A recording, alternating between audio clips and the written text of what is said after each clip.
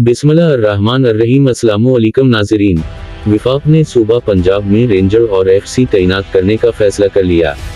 सराय के मुताबिक विफाकी कानून नाफिज करने वाले इदारे सूबे में आइन और कानून की अमलदारी से मुतालिक उमूर सर अंजाम देंगे।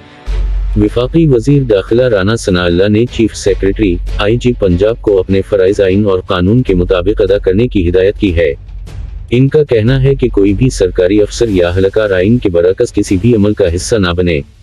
दूसरी जानिब वजारत दाखिला ने DG रेंजर पंजाब को मुरासला जारी किया है, जिसमें कहा गया है कि रेंजर को गवर्नर हाउस की हिफाजत के लिए मामूर किया जाए।